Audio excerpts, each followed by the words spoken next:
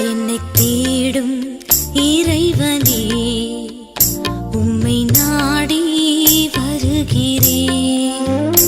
என்னை தேடும் இறைவனே, உம்மை நாடி வருகிறேன். இன்றைய தியானத்தின் தலைப்பு தாழ்மையான ஜெபம். வாசிக்க வேண்டிய திருமறை பகுதி லூக்கா 18ஆம் அதிகாரம் வசனங்கள் 9 முதல் 14 வரை. தாழ்மையான ஜெபம். தேவனே, பாவியாகிய என்மேல் கிருபையாயிரும். லூக்கா 18:13. ஓர் ஆயக்காரன், ஒரு பரிசேயன், இந்த இருவரும் ஜெபிக்கும்படி தேவாலயத்திற்கு போனார்கள். பரிசேயர் எனப்படுபவர்கள் நியாயப்பிரமாணத்தின் எழுத்துக்கு எழுத்து கீழ்ப்படுகிறவர்கள் மட்டுமல்ல, நியாயப்பிரமாணத்திற்கு துணை விதிகளை ஏற்படுத்தி அவற்றையும் கைக்கொள்ள வேண்டும் என்று வற்புறுத்துகிறவர்கள்.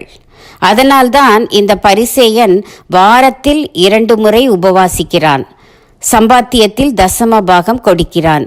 இப்படி சமயச் சடங்குகளை ஒழுங்காக அனுசரிப்பதில் அவனுக்கு ஒரு பெருமை. மேலும் அந்த ஆயக்காரன் பரிகாரர், அதாவது கொள்ளைக்காரர், அநியாயக்காரர், விபச்சாரக்காரர் போல தான் இல்லை என்று கர்வப்பட்டு அதை சொல்லி நன்றி செலுத்துகிறான்.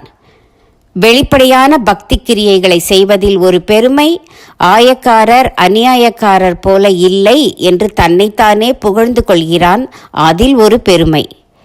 ஆயக்காரர் எனப்படுபவர்கள் வரி தண்டல் செய்பவர்கள். பொதுவாக ஆயக்காரர் அனைவருமே மக்களிடமிருந்து வாங்க வேண்டிய வரியை விட சற்று அதிகமாக வாங்குவர். அதனால் மக்களுக்கு ஆயக்காரர் மீது வெறுப்பு உண்டு. இந்த ஆயக்காரனோ தேவாலயத்திற்கு வரும்போதே தன் தவறுகளை உணர்ந்து விடுகிறான்.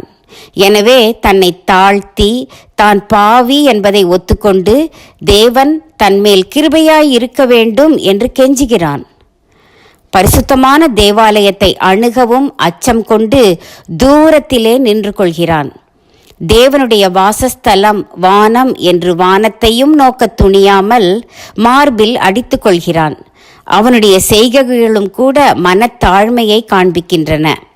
பரிசேயன் அல்ல, ஆயக்காரனே தேவனுடைய நீதியை பெற்று நீதிமான் ஆகிறான்.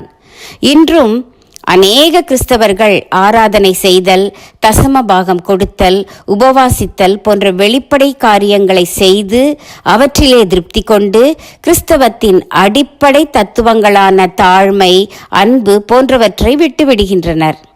தேவனோ இருதயத்தை தான் பார்க்கிறார். பக்தி கிரியைகள் மனிதருக்கு பெருமையாக தோன்றலாம். ஆண்டவரோ ஆவியில் எளிமை உள்ளவர்களையே பாக்கியவான்கள் என்கிறார். பக்தி கிரியைகளால் ஆண்டவரை ஏமாற்ற முடியாது. பணிவு வேண்டும், பாவ உணர்வு வேண்டும். பக்தி கிரியைகளால் ஆண்டவரை ஏமாற்ற முடியாது.